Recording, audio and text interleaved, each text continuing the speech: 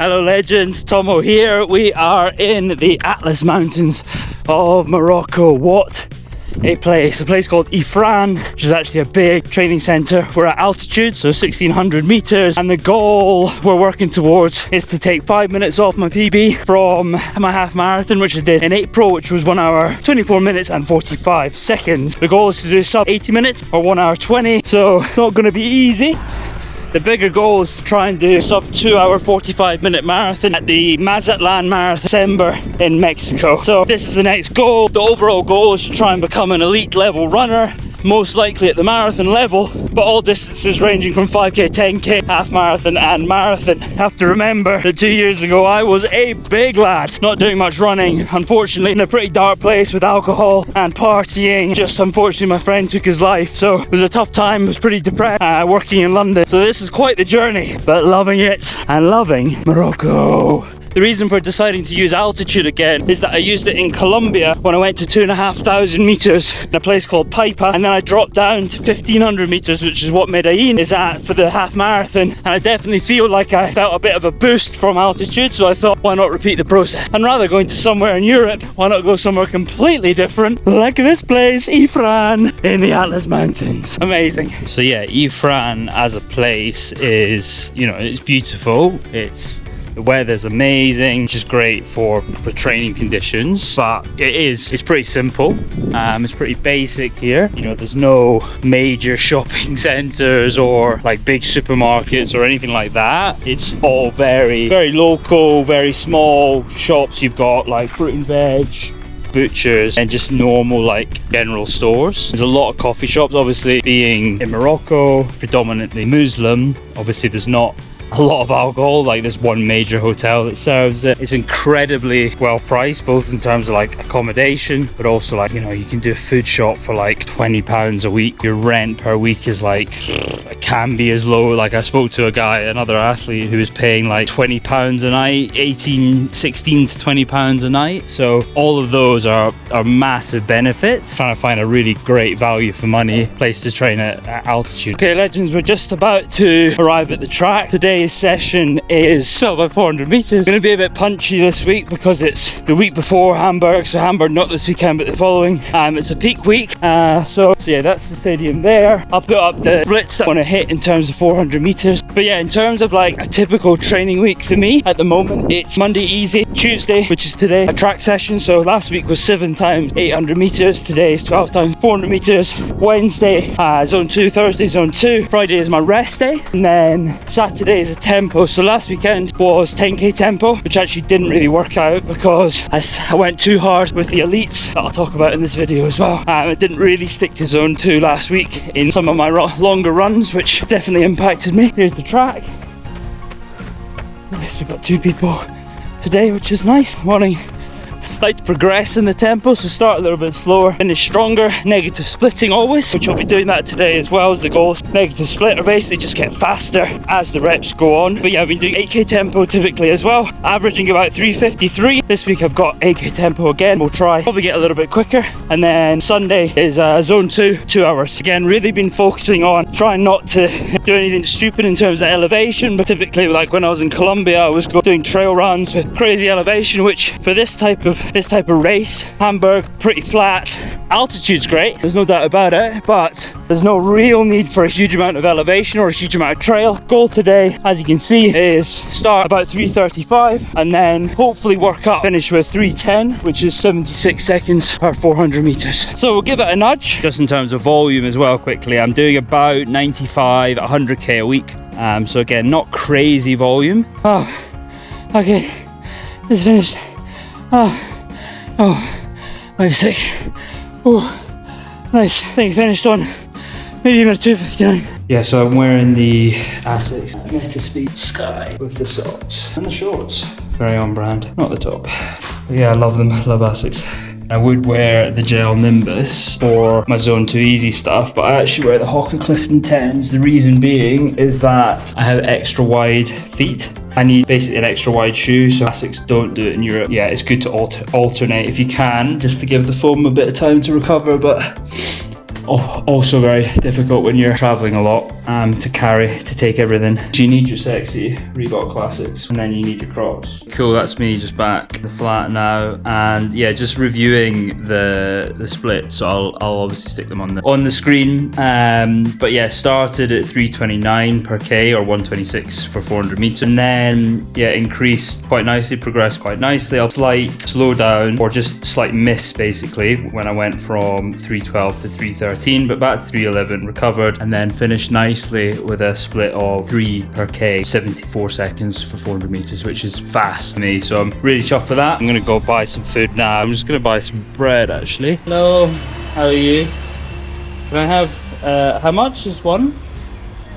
7. Okay, cool. I need to go and get some money out. I'll come back. Thank you. I have 4.5 coins left, so I need to go and get some money out. Loaded. Yeah, this is the main center. There's probably like 3 main bits, alright. Enjoying warm weather, a bit of shade. Cool, but different to what you might expect. There's rotisserie chickens. Got some different bread.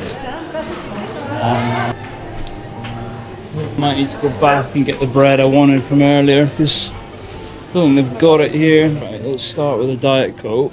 Yes. Coke Zero Plus. 5 dirham if I remember from last time.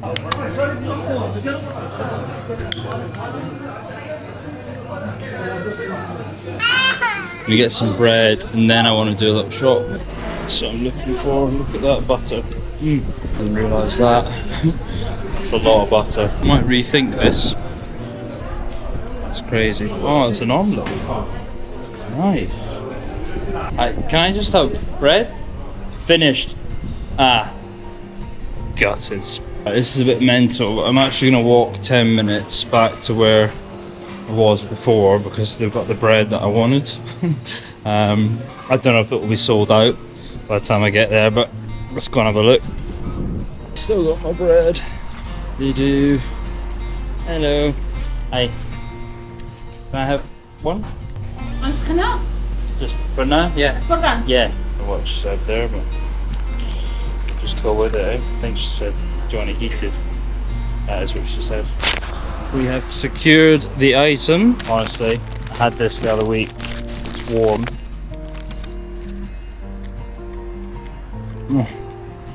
It's like so good. Like paprika or something. It's definitely not good food, but maybe yeah, tomato and a little bit of spice.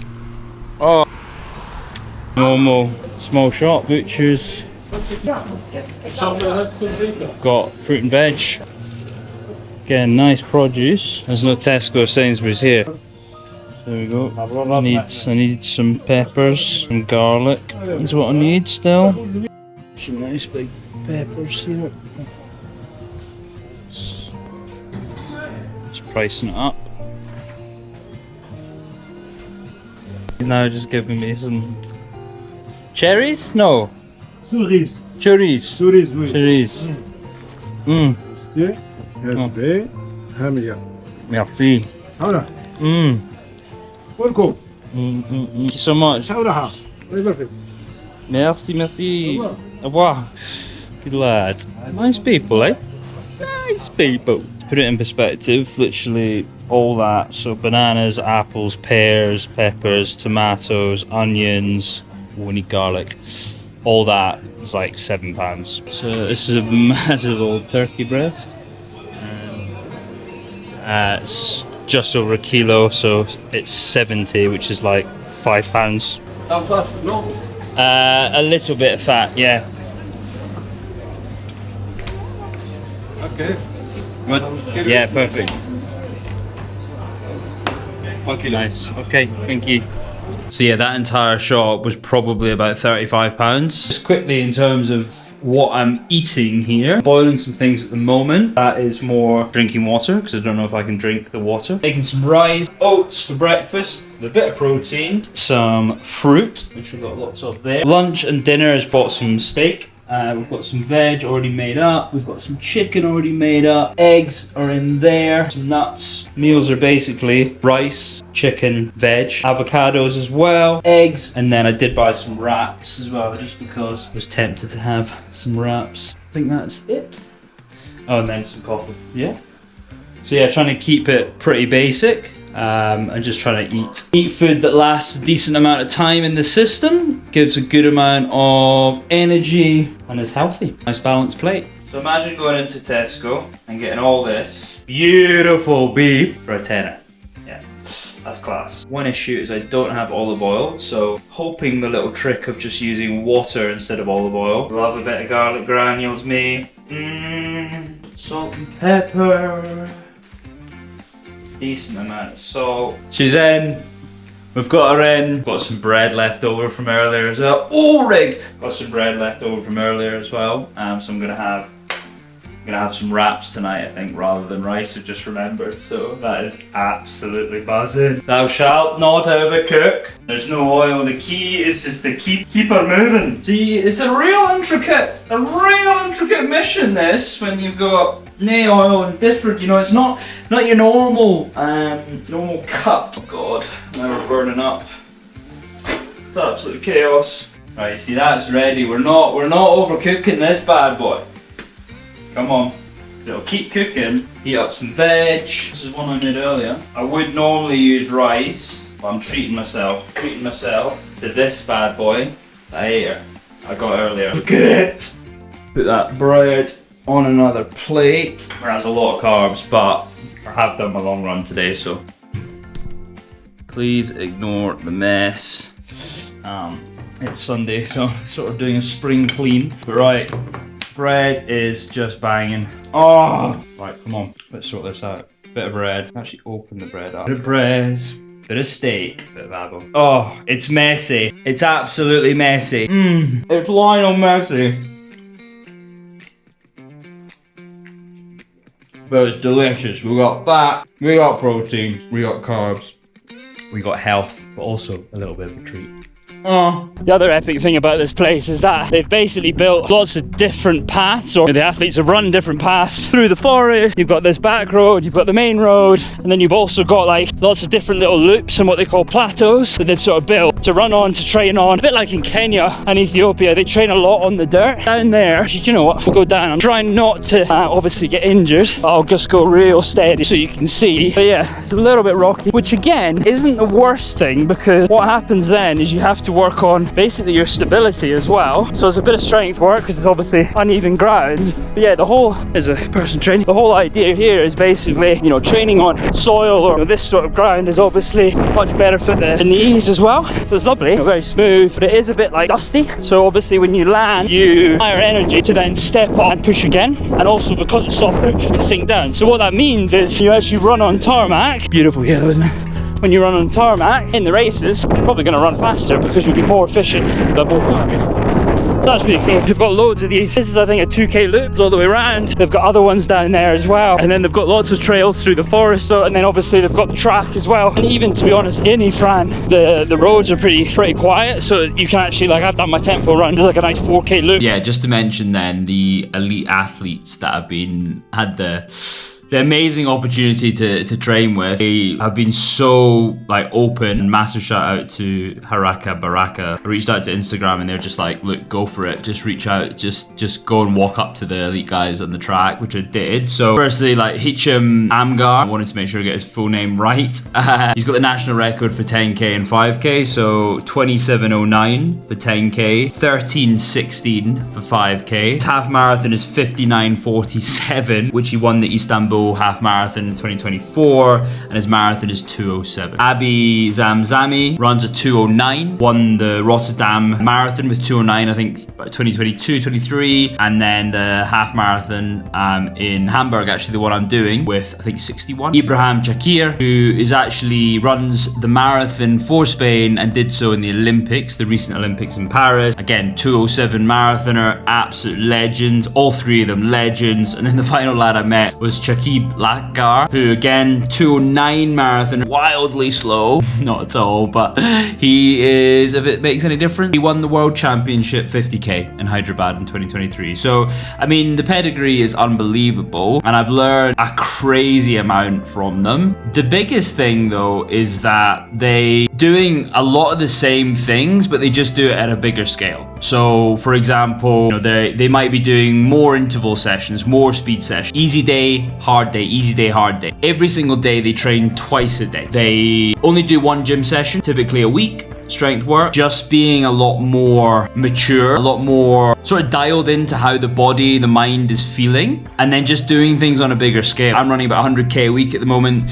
You know, Ibrahim told me he did a 250k week. I've noticed from all of them is recovery. So they focus a huge amount on sleep. They'll do a session in the morning and then they will sleep a couple of hours and they'll do a session in the evening, which obviously for someone like me or you where, you know, we have jobs and we have to work, you know, that's pretty difficult. Yeah, an amazing experience. And I guess it just gives me hope that if I stay consistent and, you know, don't push things, they're not doing anything magical. It's just consistency, rest, right training, the right volume, the right intensity, rinse and repeat.